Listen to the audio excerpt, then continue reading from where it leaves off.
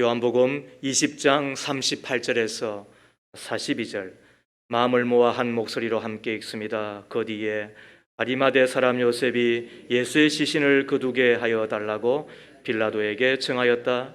그는 예수의 제자인데 유대 사람이 무서워서 그것을 숨기고 있었다. 빌라도가 허락하니 그는 가서 예수의 시신을 내렸다. 또 전에 예수를 밤중에 찾아갔던 니고데모도 모략에 침향을 섞은 것을 100건쯤 가지고 왔다. 그들은 예수의 시신을 모셔다가 유대 사람의 장례 풍속대로 향료와 함께 삼배로 감았다. 예수가 십자가에 달리신 곳에 동산이 있었는데 그 동산에는 아직 사람이 장사한 일이 없는 새 무덤이 하나 있었다. 그날은 유대 사람이 안식일을 준비하는 날이고 또 무덤이 가까이 있었기 때문에 그들은 예수를 거기에 모셨다. 이는 하나님의 말씀입니다. 하나님 감사합니다. 아멘. 자, 이 서론 부분에는 좀 웃어주셔야 되거든요. 자, 준비하세요. 여러분 마스크를 좀 벗어볼까요? 예. 그리고 혹시라도 뭐 좀 위험한 분들은 안 벗으셔도 돼요. 자, 그런데 왜 이렇게 하냐면 제가 여러분들이 웃는지 몰라. 제가 지난 3년이 아니라 4년 동안 이번에는 좀 웃어야 되거든요. 네, 웃으라고 지금 하는 거니까. 자, 좀 이따가 자막이도 뜰 거니까 그거 다 읽으면서 확 웃어버려야 돼. 만든 이야기겠지만 예수님께서 십자가에 돌아가신 바로 다음 날 한 친구가 아리마대 사람 요셉을 다그칩니다. 자네 미쳤나? 비싼 돈 들여 새로 만든 그 아까운 무덤을 예수한테 주다니. 친구의 핀잔에 아리마대 사람 요셉이 다음과 같이 대꾸합니다. 따라 읽겠습니다. 걱정 말게 친구, 지 말에 딱 3일간만 잠시 쓰겠다 했네. 안 우스워? 그렇구나. 예, 말 되지요. 예, 걱정 말게 친구, 주말에 딱 사흘간 잠시 쓰겠다 했네. 누가? 예수께서. 이 예수님에게 자기의 새 무덤을 내어드린 사람이 오늘 등장합니다. 그죠? 그가 아리마대 사람 요셉입니다.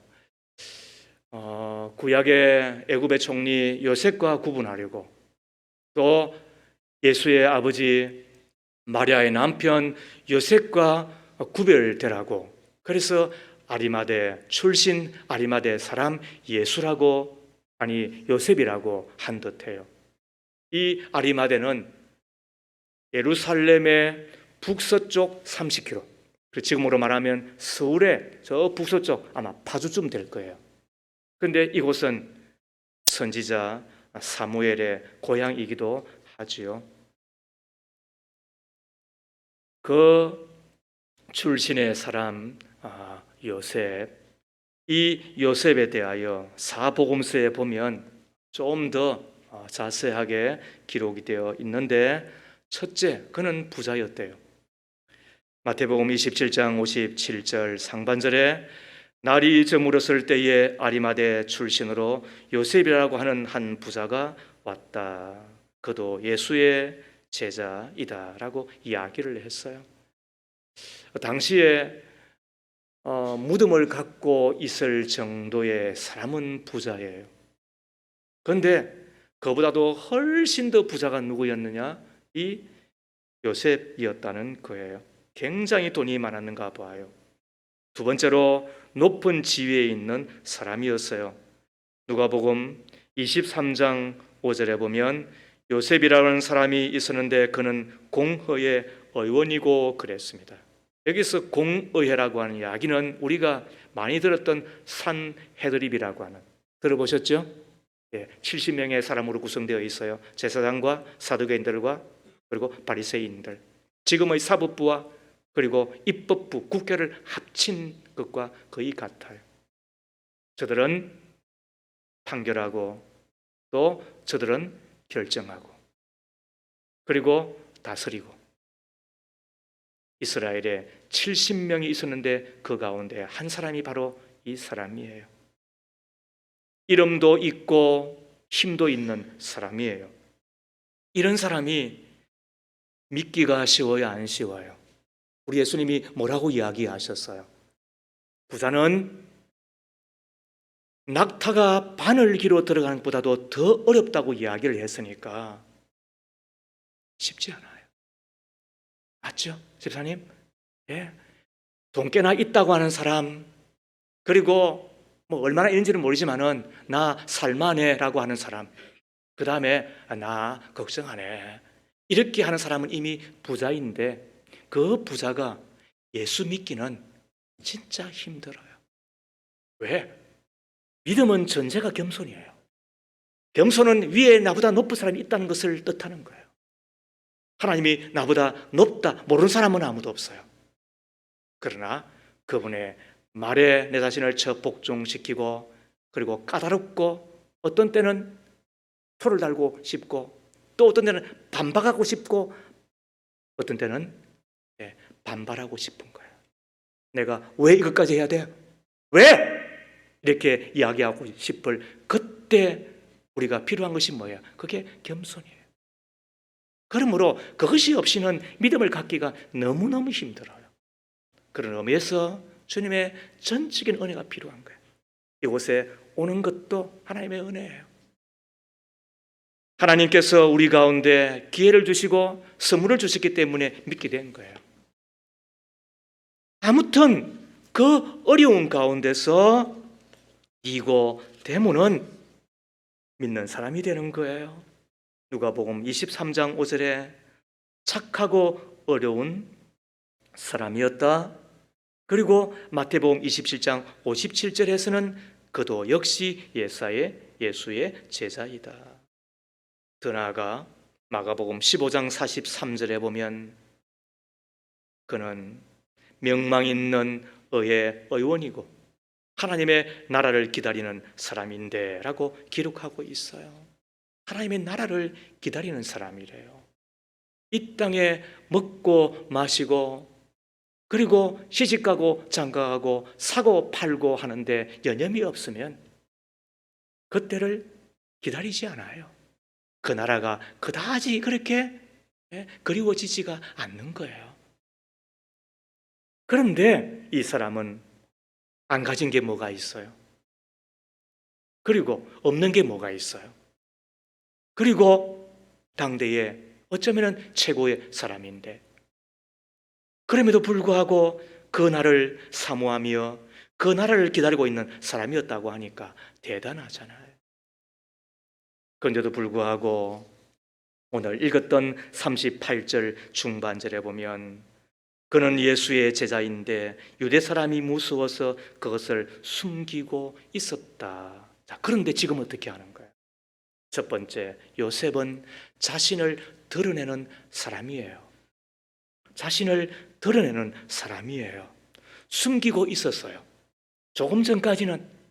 그런데 어떤 계기를 통하여 자신을 드러내는 거예요. 쉬워요? 어려워요? 쉽지 않아요. 왜냐하면 이 사람은 가질 만큼 가졌잖아요. 높은 자리를 지금 차지하고 있잖아요. 당대의 예수는 어떤 이예요? 이단위로 여겨졌잖아요. 자기가 하나님이라고 이야기하는 순간에 그는 하나님을 모독하였다는 것 때문에 사형 판결을 받았잖아요. 그런데 그의 제자라고 이야기하고 그를 믿는다고 그를 따른다고 이야기하면 자기의 명망에 손상이 되고, 그리고 자기가 갖고 있는 것에 손해가 될 뿐만 아니라 얼마나 불편하겠어요. 그런데 불구하고 어떻게 하는가요? 처음에는 그것 때문에 숨겼어요. 신분을. 그리고 자기가 믿음을 갖고 있다는 것을. 근데 이제는 어떻게 하는 거예요? 자기를 드러내는 거예요. 쉬워요? 어려워요? 결코 쉽지 않아요. 그때 분위기를 생각해 보세요. 드러내지 아니하고 숨기고 믿는 것만으로도 대단한 거예요. 그런데 그때 빌라도에게 가서 예수의 시신을 거두게 하여 달라고 청하기도 하고, 그리고 예수의 시신을 내리고, 그리고는 장례를 치러 드리는 거예요. 이것을 뭐라고 이야기한다? 자기 자신을 드러내는 사람이라고 이야기를 하잖아요. 요즘은 우리들 가운데는 아리마대 요셉과 같은 사람이 제법 있어요. 이들이 스파이 신자라고 이야기를 하더군요. 그래서인지는 몰라도 자기의 사생활이 드러날까? 그래서 조그만 개척교회는 피하고 다른 사람들 틈바구니에 들어가서 대형 교회에서 조용히 예배만 드리는 사람들, 스파이 신자들이잖아요. 교회에서 보면은 믿는 사람이 분명한데 직장에 가서는 시침이 뚝 떼고 믿지 않는 사람처럼 행동하는 스파이 신자들이잖아요. 교회에서는 장로요, 권사요, 안수집사요 직분을 받은 정도의 믿음이 좋은 것처럼 보이는데, 그러나 내 머문 곳에서 장사하고 사업할 때는 저는 믿지 않는 사람처럼 행사하는 스파이 신자들이잖아요. 기도할 때는, 합심하여 기도할 때는 그것도 고마운 일인데, 그렇게 소리내어 기도한 자가 그러나 식당에 가서는 혹은 친구들 앞에서는 밥 먹을 때 이렇게 몰수를 낼 일도 있다고 이렇게 말이죠. 기도를 대충 마무리해 버리는 이들이 스파이 신자들이잖아요. 우리는 알지요. 제약당할까 봐, 불편할까 봐, 내가 하나라도 더 해야 되니까, 의롭게 착하게 살아야 되니까 이해하지요. 그러나 우리는 2000년 6월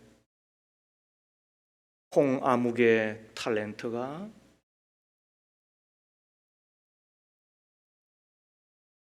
커밍아웃을 하며, 커밍아웃이 뭔지 아시죠? 사전 뜻으로 보면은 동성연애자가 자신을 동성연애자라고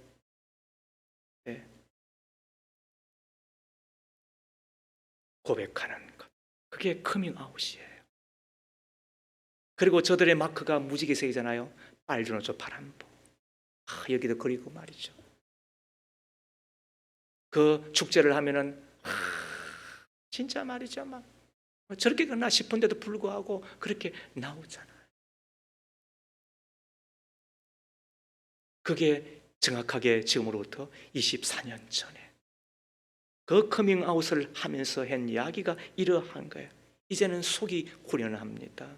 이제부터는 떳떳하게 살고 싶습니다. 우리는 저들을 위해서 기도합니다. 그리고 사랑해야 될 존재들입니다. 우리가 함께 생각하고 싶은 것은 어쩌면은 그렇게 떳떳하지 않는 일인데도 불구하고 이제는 떳떳하게 살고 싶다고 이야기하는 저들이 있는데, 그런데 우리는 왜 신분을 속이느냐인 거지. 왜 떳떳하게 내가 목사라고, 내가 장로라고, 내가 권사라고, 내가 시무 집사라고, 내가 교회 직분자라고, 아니 나는 교회 다니는 사람이라고 왜 그 이야기는 못하느냐는 거죠. 자, 화면에 뜨는 말씀 한 절을 같이 읽으십시다. 마태복음 10장 32절 33절 말씀 시작. 누구든지 사람들 앞에서 나를 시인하면 나도 하늘에 계신 내 아버지 앞에서 그 사람을 시인할 것이다. 그러나 누구든지 사람들 앞에서 나를 부인하면 나도 하늘에 계신 내 아버지 앞에서 그 사람을 부인할 것이다. 그러고 보면 신앙은 뭐다? 공개하는 거다. 신앙생활은 뭐다?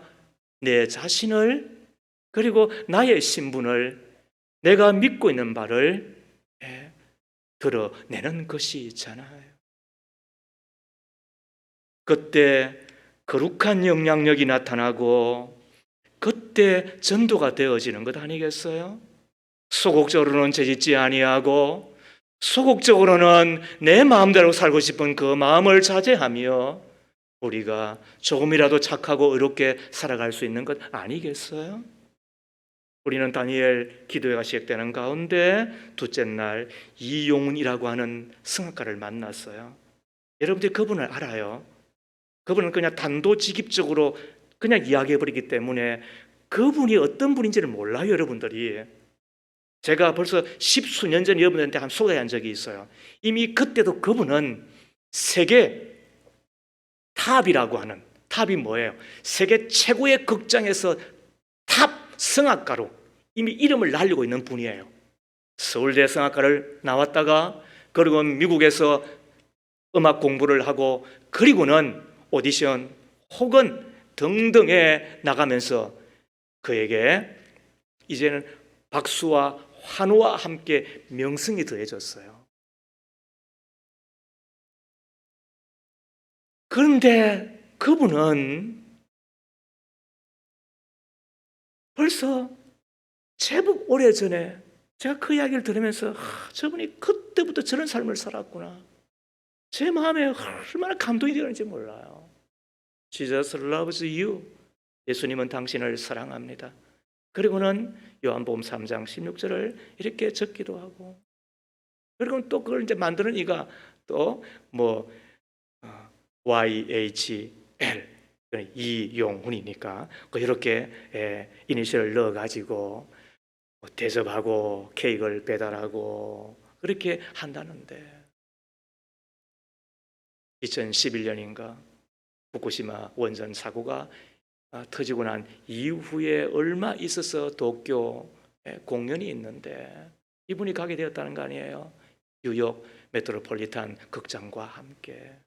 그리고는 공연이 끝나고 난 이후에 팬 사인회가 있어서 브루시를 갖고 오면 사인을 이제 해주는 거잖아요. 그때 이분은 자기 말대로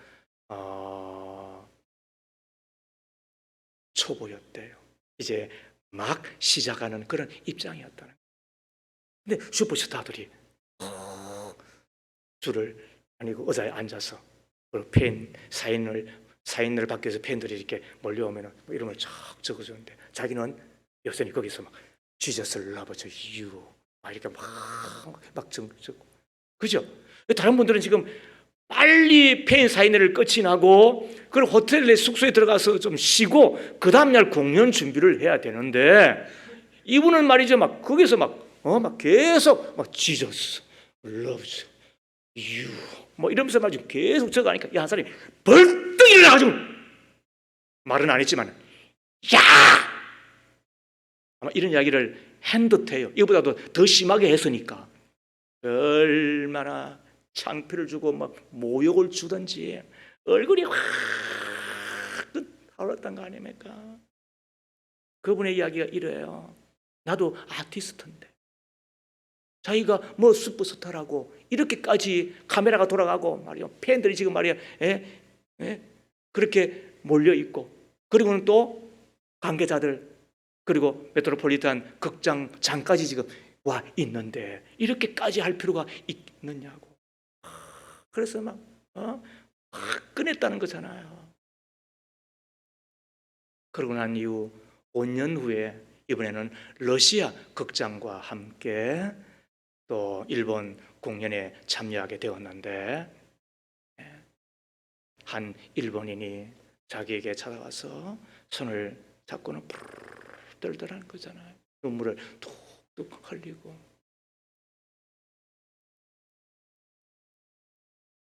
영어도 못하고 그렇다고 해서 뭐 한국어도 할 수 있는 입장도 아니고 전혀 뭐 일본말밖에 하지 못하는 중년의 일본 여인이었는데 아무튼 뭔가는 좀 특별하다는 그런 생각을 하기는 했지만은 어떻게 하겠어 말이 안 통하는데 그리고 또 많은 팬분들이 또 와서 또 지금 만나야 되는 시간인데 아쉬운 이별과 함께 그 여인이 전화해준 이런 선물 박스와 함께 숙소로 돌아와서 보통은 열지를 않는데 근데 열어보았더니 거기에는 이 장미로 치장이 된 그런 아무튼 뭐 케이크인지 그런 선물이 있었고 그리고는 그 다음에 놀랍잖아요.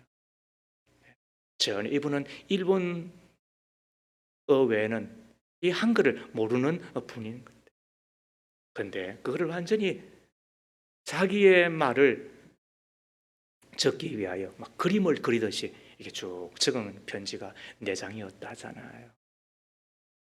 저도 어제 다시 들어가서 다시 읽어보았어요. 그랬더니 이용훈 선생에게 이렇게 적혀 있더라고요. 그 내용이 이 이용훈 선교사가 전하였던 그 설교 가운데 이렇게 되어 있습니다. 저는 일본인 주부입니다. 내 주변에 예수님을 전해주기 위하여 한국인 몇 분이 계셨는데, 그러나 그때까지는 잘 믿어지지 않았습니다. 5년 전 공연에 참석하였고 당신의 목소리에 매료되어 사인을 받기 위하여 그곳에 갔는데, 당신이 모욕을 당하는데 예수 때문에 모욕을 당하고 있었습니다. 예수가 누군데 저렇게 유명한 아티스트가 저런 자리에서 모욕을 당하는가 궁금했습니다. 그래서 교회에 나가기 시작했고 복음을 받아들여 본 어게인, 거듭난 그리스도인이 되었습니다. 이런 내용이었습니다. 여러분, 이게 뭐예요? 내가 예수 믿는 것을 직접적으로 전하지를 않았다 하더라도, 이분의 이야기가 그거예요. 자기는 복음 한마디도 안 전했다는 거예요. 그리고 그분을 그날 처음 만났다는 거예요. 그런데 다만 5년 전에 그 사건, 자기가 예수 믿는 사람이기 때문에 사인 하나를 통하여서라도 Jesus loves you, 예수님께서 당신을 사랑합니다. 예수님께서 당신을 사랑합니다. 그 이후에 이분은 계속 그 사인과 함께, 그리고는 여러분 보셨죠? 그 인사하는 거 보통은 다 이렇게 한다잖아요. 배에다가 이렇게 하고서 이렇게 한다. 근데 그분 어떻게 한다고요? 손 들어보세요, 여러분들. 우리 장로님 손 들어보세요. 찬양할 때 손 드세요, 장로님도. 왜? 그렇게 하면 어떻게 한다고요? 남들이 진짜 목사는 예수 믿는 사람이구나, 맞죠? 저도 매우 쑥스러운 사람이에요. 그러나 우리가 찬양할 때 또 혹은 기도할 때, 그래서 저는 기도할 때마다 늘 손 들고 기도하잖아요. 왜 그래요? 목사는 진짜 예수 믿는 사람이구나, 이런 하나의 몸짓 하나라도, 우리의 하나의 행동 하나라도 내가 누군지, 나의 정체가 무엇인지, 내 신분이 무엇인지, 내가 뭘 믿고 따르는지, 그게 입으로 나타나면 좋지만은 그런 행동 하나라도, 손짓 하나도 나타날 수 있다고 한다면 그걸 통하여 뭐가 나타난다? 복음의 역사, 생명의 역사, 천국이 나타나는 줄 믿으시면 아멘 하십시다.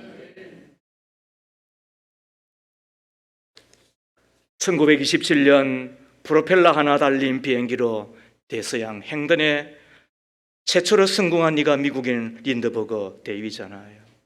생명을 건 모험이었죠. 33시간 39분 동안 졸음을 이기고 대서양 횡단에 성공을 하고 영웅이 되었죠. 영웅이 된 이후에 파리에 다시 방문하였을 때 수십만 명의 인파가 몰려들었답니다. 이때 한 담배 회사 사장에게 아이디어가 떠올랐는데, 린드버거를 담배 광고 모델로 쓰면 되겠다, 대박 터지겠다는 생각이었겠죠. 그래서 그는 린드버거에게 담배 한 개피를 주면서 손에 끼워도 좋으니까, 입에 물어도 좋으니까 포즈를 취해만 주시면, 포즈 한 번만 잡아주시면 5만 달러를 드리겠습니다. 그때 당시에 5만 달러는 어마어마한 돈입니다. 지금부터 80여 년 전에, 지금부터 100년 전에 미국 그리스도인들은 술과 담배를 금한 시대였어요.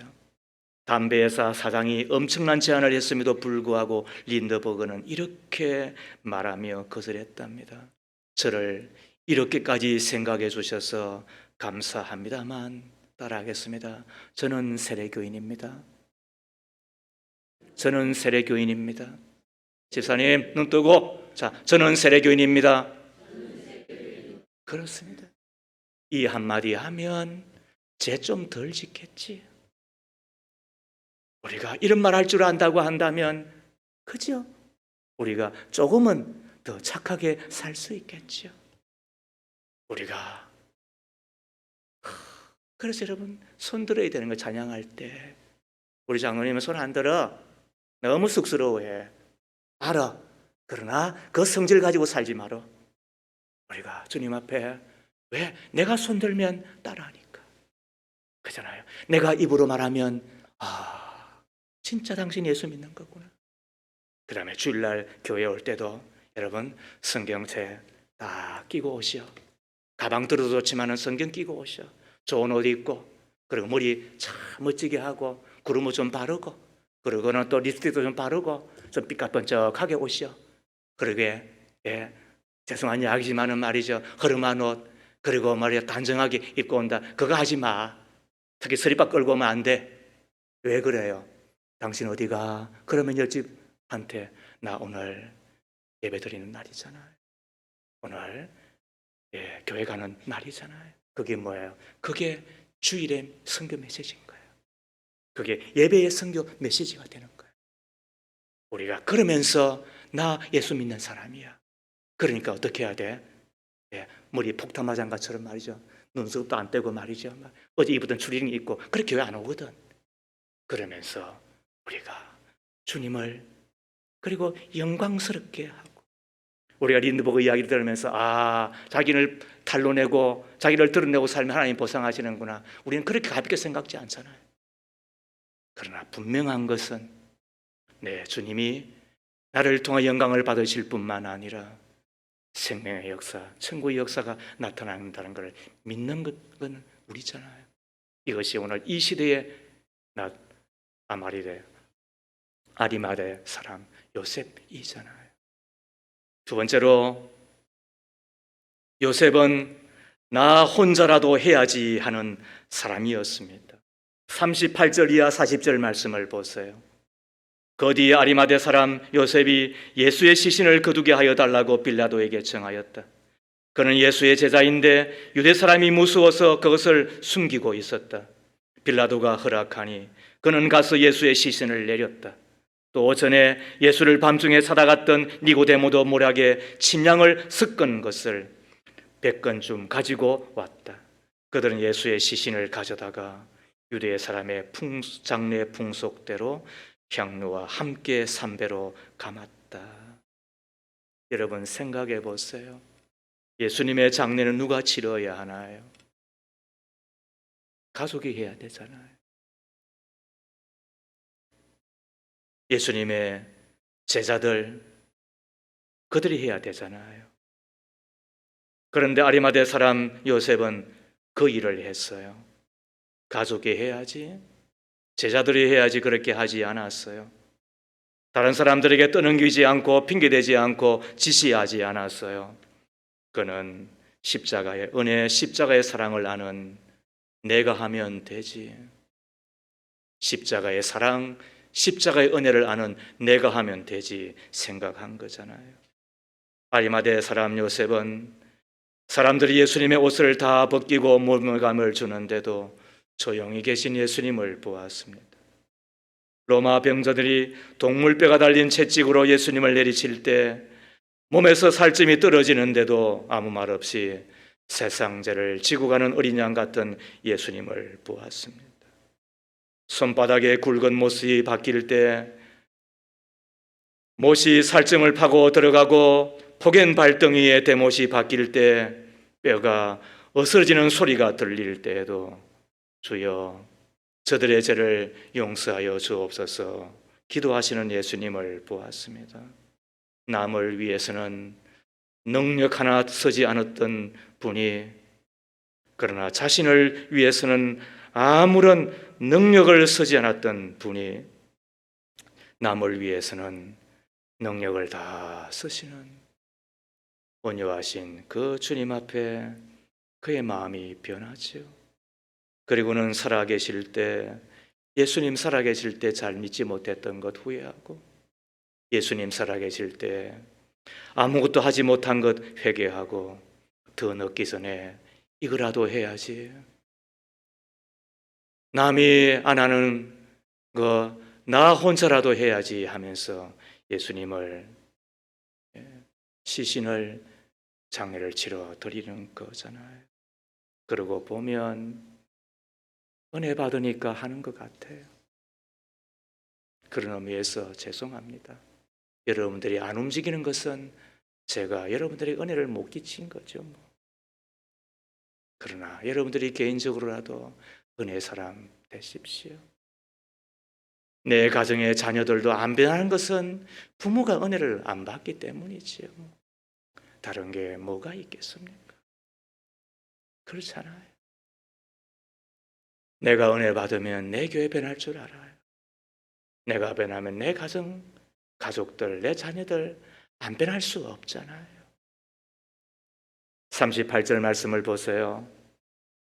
39절이에요. 또 전에 예수를 밤중에 찾아갔던 니고데모도 모략에 침량을 섞은 것을 100건쯤 가지고 왔다.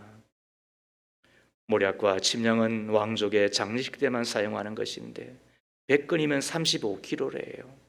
어마어마하게 비싸고 많은 양이잖아요. 그런데 생각지도 못한 사람, 협조를 구하지 않았는데도 불구하고 협력자가 되어 찾아오잖아요.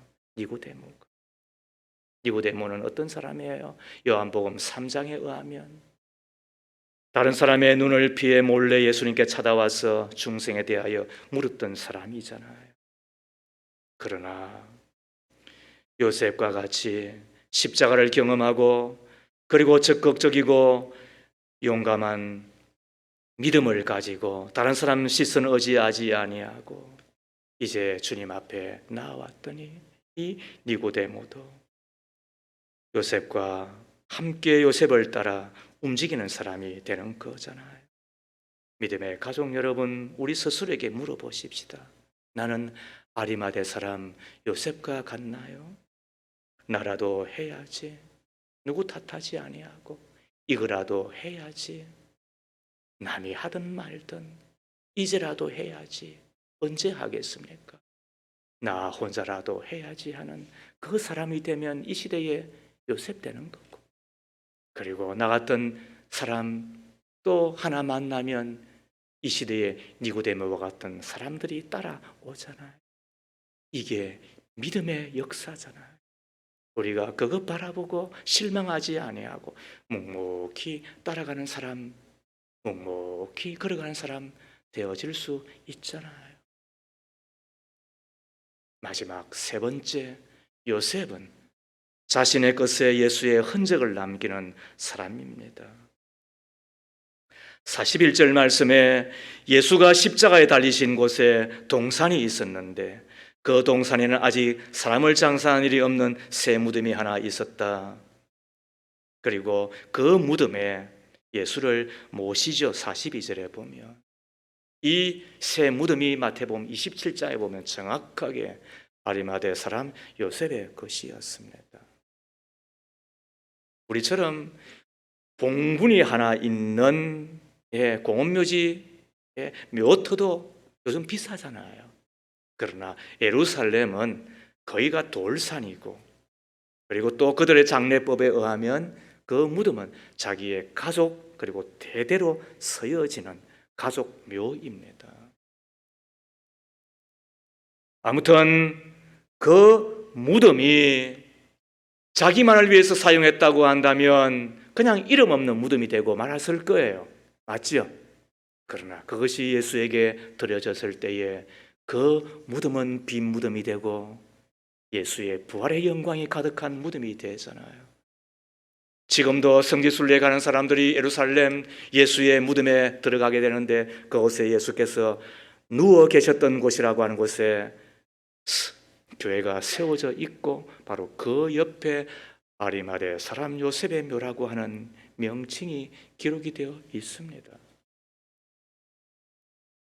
누군들 내 것이라고 주장하고 싶지 않은 사람이 있겠습니까? 주님이 다 주셨음에도 불구하고 그래서 안 하잖아요. 저 양반은 안 하잖아요. 저 양반은. 그럼에도 불구하고 요셉은 어떻게 한다고요? 내 것을 내 것으로 여기지 아니하고 주님을 위하여 내어놓았을 때에 그곳에 예수의 흔적이 남는, 내 것에 하나님의 흔적이 남는 거예요. 이것이 요셉이었잖아요. 마태복음 7장에 보면 주님의 최후 심판의 말씀이 나옵니다. 7장 22절을 함께 읽습니다. 시작. 그날에 많은 사람이 나에게 말하기를 주님 주님 우리가 주님의 이름으로 예언을 하고 주님의 이름으로 귀신을 쫓아내고 또 주님의 이름으로 많은 기적을 행하지 않았습니까? 할 것이다. 대단하잖아요. 이 사람은 천국을 그냥 따놓은 단상에 불과하잖아요. 주의 이름으로, 그것도 귀신을 쫓아내고 기적을 행하고 많은 능력을 가지고 승승장구했어요. 천국은 물론이거니와 칭찬받고 상받는 사람으로 아마 장담했을 거예요. 그러나 연이어지는 주님의 말씀은 우리를 수스라치게 놀라게 합니다. 23절 말씀을 함께 읽습니다. 나는 너희를 도무지 알지 못한다. 불법을 행하는 자들아 내게서 물러가라. 주의 이름으로 말씀도 전하고 귀신도 쫓아내고 많은 권능을 행하였는데 불법이라 그랬습니다. 아니 어째서 그것을 불법이라고 합니까? 그래서 내게서 물러가라고 지옥 가라고 이야기를 하는 것입니까? 충분히 상상할 수 있습니다. 그들의 삶에 어느 곳에서도 예수의 흔적이 없었기 때문은 아닐까요? 말끝마다 주여 주여 하고 주의 이름을 반복하였지만 하나님을 위한 그 어떤 희생도, 하나님을 위하여 그 어떤 시간도 물질도 내 젊음도 청춘도 내어놓지 아니하고 주둥이만 살았습니다. 주둥이만 살았습니다. 그런데 주둥이만 그래도 천국 가면은 얼마나 좋겠습니까? 불법을 행하는 자들아 다 내게서 떠나라. 그런 말 주님은 하지도 않습니다. 그냥 자동으로 지옥을 향하여 걸어가게 될 것입니다. 하나님을 자랑하고는 살았지만 하나님의 뜻에 따르는 흔적은 없었던 사람이었지 않겠습니까?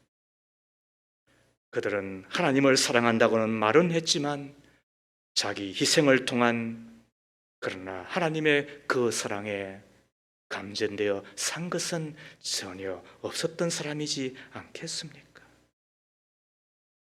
저는 목사이기 때문에 이 말씀을 마음에 깊이 새기고 여러분들에게 도전하지 않을 수가 없습니다.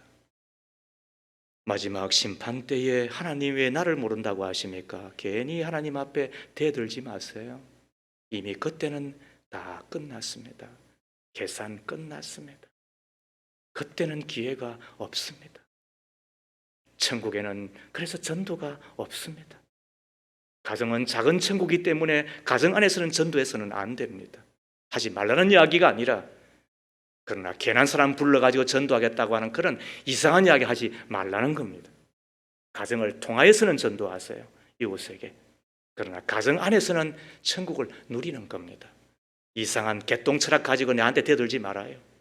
그리고 더 나아가 주님 앞에 갔는데 주님 왜 나를 모른다고 하십니까? 그렇게 주님 앞에 대들지 말아요. 이미 그때는 그냥 계산 끝난 것입니다. 그 전에 나의 끝에, 내 시간에 예수의 흔적이 남아 있는가? 다니엘 기도회가 시작이 되면서 많은 분이 오기를 바라였습니다. 왜? 좋으니까.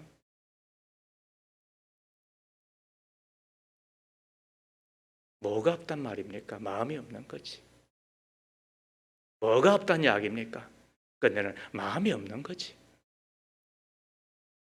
우리 병민네가 아이 넷을 데리고, 그리고 지금 하리는 이제 40일쯤 됐나요? 우리 애란 자매가 무슨 몸이 성하겠습니까? 그리고 그 넷을 데리고 하나님의 교회를 찾아오고 또 말씀의 자리, 그리고 기도의 자리, 무엇보다 은혜 받는 자리인 줄로 믿고 나오는 걸 보면 제가 부끄럽고 또 한편으로는 내 아이들을 잘못 키웠나 이런 생각도 드는 마음이 없잖아 있습니다. 저는 목사이기 때문에 여러분들과 함께 다 합니다. 그러나 내 가족이, 내 아이들이, 더 나아가 우리의 믿음의 가족들이 하나라도 더 하려고 하고 그 시간을 예수의 흔적을 남기는 사람, 내 물질에 예수의 흔적을 남기는 사람, 내 자녀에게 예수의 흔적을 남기는 사람, 내 가족에게 예수의 흔적을 남기고 하는 사람이, 그게 이 시대의 아리마대 사람 요셉이잖아요. 말씀을 마치겠습니다. 마음을 여는 101가지 이야기라는 책에 나오는 이야기인데 들어보세요. 21세기 초, 20세기 초 일본에서 사업에 실패하고 미국으로 이민을 간 일본인 가족이 있었는데, 그가 정착한 곳이 미국의 샌프란시스코 외곽의 한 시골 마을입니다. 그곳에서 장미 농장을 경영하며 살았습니다. 그의 농장 바로 옆에는 스위스에서 이민 온 가족이 그와 같은 장미 농장을 경영하며 살고 있었답니다. 두 가족은 이민을 온 같은 처지였기에 급속히 친해져서 마치 친형제처럼 지냈습니다. 신앙인이던 스위스 이민자가 신앙을 가지지 않은 일본인 이민자에게 복음을 전했습니다. 하나님은 당신을 사랑하신다. 그런데 일본인 이민자는 복음을 받아들이질 않아요. 다른 일이나 다른 이야기에는 마음이 통하고 친형제처럼 지냈는데 신앙 이야기에서만은 마음을 열지 않은 거지요. 그러던 중 1941년 12월 7일 일본이 선전포고도 없이 하와이 진주만을 공격합니다. 이를 계기로 일본과 미국 사이에 태평양 전쟁이 시작됩니다. 태평양 전쟁이 시작되자 미국의 대통령 루즈벨트는 1942년 2월에 캘리포니아 등 미국 서부에 살고 있는 일본인들을 모두 콜로라도 그라나다 수용소에 다 격리 수용하라고 하는 명령을 내립니다. 미국 땅에 살고 있는 일본인들을 적국 일본을 돕는 잠재적인 간첩이여 적으로 간주하였기 때문이겠죠. 그때 11만 2천여 명이 콜로라도 남동쪽 그라나다 수용소 그리고 나머지 9곳의 수용소에 강제로 끌려갔답니다. 샌프란시스코 외곽에서 장미 농장을 경영하던 그와 그의 가족도 수용소에 끌려가게 되었는데, 미국에 이민 와서 이제 고생 끝에 낙이 되어야 되는데 농장 세워놓고 이제 먹고 살만하니까 농장을 그만두고 끌려가게 되었으니까 얼마나 힘들었겠어요. 그때 형제처럼 지내던 스위스 이민자가 이렇게 이야기를 합니다. 형제여, 걱정하지 말아요. 당신이 수용소에 가 있는 동안 언젠간 전쟁은 끝날 것이고 전쟁이 끝나면 당신도 다시 돌아오게 될 것입니다. 당신이 수용소에 가 있는 동안 내가 당신의 농장을 잘 돌보아 드리겠습니다. 고마운 것은 사실이지만 그 말을 어떻게 믿겠습니까? 그 마음을 읽었는지 스위스 이민자가 이렇게 다시 이야기를 했답니다. 형제여, 나를 믿을 수 없다면 내가 믿는 하나님을 믿으십시오. 나는 크리스찬입니다. 자기를 폭로해버린 거예요. 그리고는 전쟁이 끝나고 그 그라나다 수용소에 있던 일본인이 샌프란시스코로 돌아오는데 그 기차역에 도착을 하니까 이 스위스 이민자 가족이 현수막을 걸고 그리고는 환영한다고 뜨겁게 자기를 맞아주는 거야. 그리고 농장 그리고 자기 집에 갔더니 그곳에 얼마나 깨끗하게 단장이 되어 있고, 그리고 집 부엌에 들어갔더니 장미 한 송이가 놓여 있는데 그 옆에 자신의 농장에서 벌어들인 수익금을 차곡차곡 예금해 놓은 자신의 이름으로 된 통장이 놓여 있더랍니다. 그리고 그 통장 옆에 조그마한 카드 한 장이 있는데 거기에 이런 글귀가 쓰여 있었어요. 하나님은 당신을 사랑합니다. 하나님의 사랑 안에서 당신은 다시 시작할 수가 있습니다. 그를 읽는 순간에 이 일본인 이민자가 무릎을 꿇었겠지요. 그리고 이렇게 고백합니다. 당신의 하나님을 나의 하나님으로 믿고 싶습니다. 여러분, 이것이 믿음의 역사잖아요. 이것이 구원의 역사잖아요. 이게 천국의 역사잖아요. 이것이 이 시대의 아리마대 사람 요셉이 우리가 해야 될 일이잖아요. 나는 크리스찬입니다. 내 말은 믿을 수 없다 하더라도 그러나 하나님을 믿으십시오. 나는 크리스찬입니다. 얼마나 불편하겠어요. 얼마나 힘들었겠어요. 그 3년 6개월 동안 그 장미 농장을 다 가꾸어 주잖아요. 그럼 그 수익금을 통장에 차곡차곡 입금을 다해서 마지막 전하여 죽기까지 하잖아요. 여러분, 그런 겁니다. 너도 안 하는데 내가 왜 이거 해? 당신도 안 하는데 왜 내가 이거 해? 니도 안 하는데 왜 이거 해? 장로도 안 하는데 목사도 안 하는데 내가 왜 이거 해? 우리 그럴 수 있잖아요. 그러므로 더 하십시다. 우리 최소한 믿음의 장애는 되지 맙시자고요. 내 아버지, 내 엄마, 그리고 교회에 직분자 좀 되면.